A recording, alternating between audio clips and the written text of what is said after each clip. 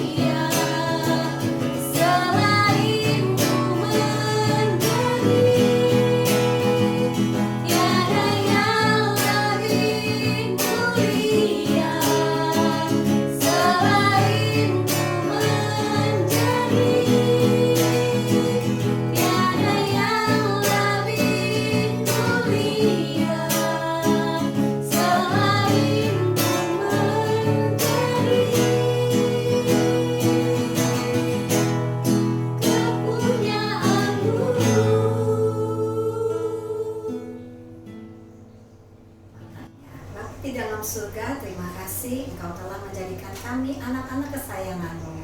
Dan bila saat ini kami akan beribadah walaupun secara online, Bapa, biarlah Engkau sendiri hadir di tengah-tengah kami ya Bapa. Engkau sendiri yang biarlah kasih sukacita yang daripadamu juga dapat dirasakan oleh anak-anak di rumah masing-masing. Terima kasih Tuhan, biarlah pujian penyembahan kami juga boleh menyenangkan hatimu. Dan terima kasih Roh Kudus yang baik, Engkau selalu ada di dalam setiap hati kami. Doa ini kami panjatkan di dalam nama Tuhan Yesus. Amin. Anak-anak masih tetap berdiri ya, karena kita mau bernyanyi Yunus di perut ikan. Yunus di perut ikan, pam pam pam. Yunus di perut ikan.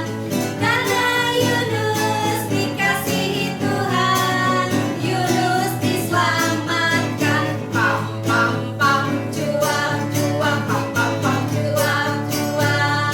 Dan dibawa singa.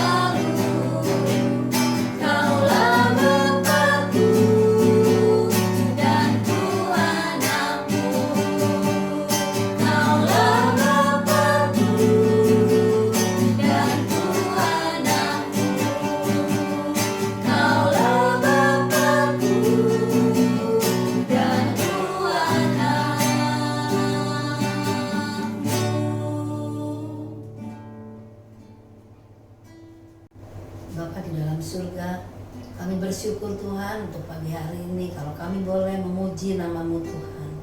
Tiba saatnya kami mau mendengarkan cerita firman Tuhan.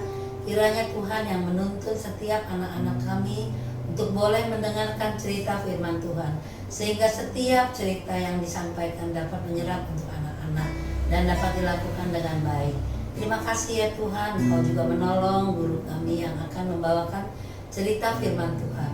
Kiranya Tuhan memberkati semuanya. Dalam nama Tuhan Yesus kami berdoa dan mengucap syukur. Haleluya, amin. Selamat pagi anak-anak hebat, anak-anak kesayangan Tuhan Yesus. Kali ini Ibu Nita mau cerita dari buku ini.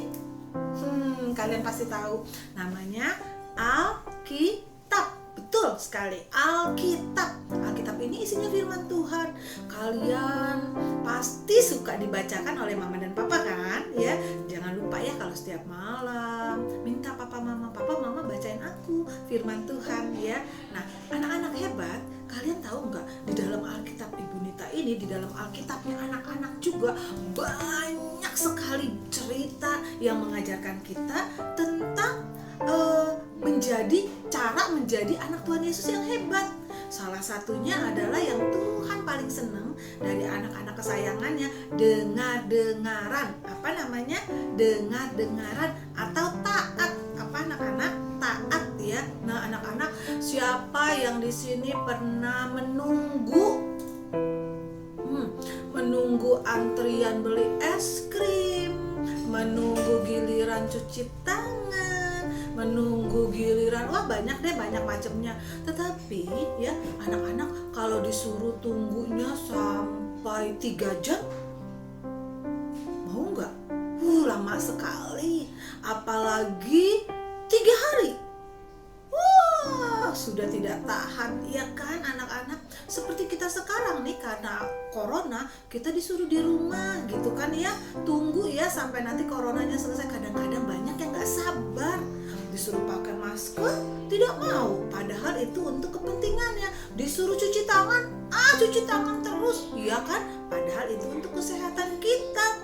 Lalu disuruh jangan pergi kemana-mana ya, kalau ada orang jaga jarak ya, itu juga tidak dilakukan. Kenapa? Karena tidak dengar-dengaran. Coba kalau kita semua dengar-dengaran, maka negara kita akan cepat pulih dari corona. Nah, tapi Ibu Nita nggak bicara tentang corona sih. Ibu Nita mau bicara tentang seseorang yang menunggu 3 hari di dalam perut ikan. Ibu Nita mau cerita. Judul cerita pagi ini adalah Yunus di perut ikan. Wah, blub. Bagaimana ceritanya? Anak-anak sayang, waktu itu ceritanya begini loh. Ada seorang nabi Tuhan. Dia sebenarnya seorang nabi Tuhan, seorang yang dekat dengan Tuhan. Dia tahu hatinya Tuhan harusnya ya. Dan saat itu Tuhan bilang sama nabi ini, namanya Yunus. Namanya siapa? Yunus. Dia bilang, Yunus, iya Tuhan, Yunus pergi ya ke satu kota namanya Niniwe. Namanya apa?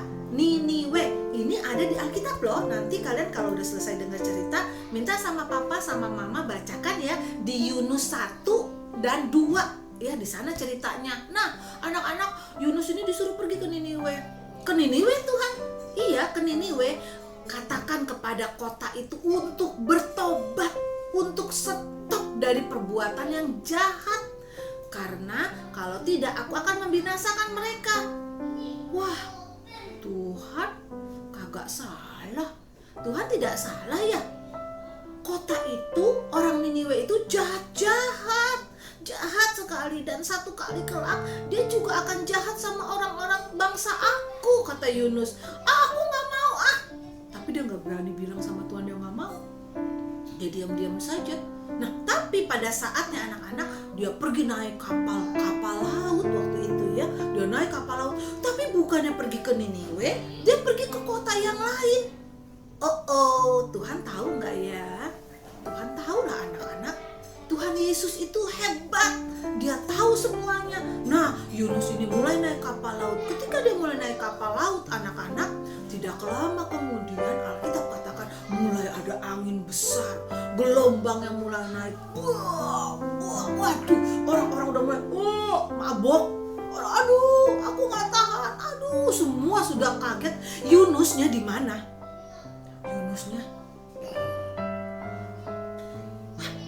Yunus di tengah badai dia tidur. Ya ampun, Bapak Yunus ini semua sudah sibuk, semua sudah ketakutan. Tapi Pak Yunus tidak takut. Dia di dalam kapal, dia tidur. Sampai akhirnya kapten kapalnya, ayo semua sudah, kok masih kurang satu orang. Dia cari ke dalam. Wah, dia ketemu Yunusnya. Pak, bangun Pak, kapal kita mau tenggelam karena badai. Kalian tahu? Yunus bilang, aku tahu penyebabnya. Dia ngaku loh, dia akui kesalahannya. Aku penyebabnya. Aduh, enggak. Coba kita undi dulu. Wah, undinya lari ke Yunus lagi. Pak, maaf ya Pak, kita upayakan lagi, kita usahakan lagi. Ayo atur itu barang-barangnya, buang-buangin supaya kita semua nggak ada yang tenggelam. Wah, bukannya ombaknya makin perlahan dan kapalnya makin tenang. Bukan anak-anak, makin kapalnya makin mau tenggelam. Sampai akhirnya kapten kapal bilang, maaf ya Pak, terpaksa kami harus berbuat sesuatu. Yunus langsung bilang begini, iya, buang saja saya ke dalam laut.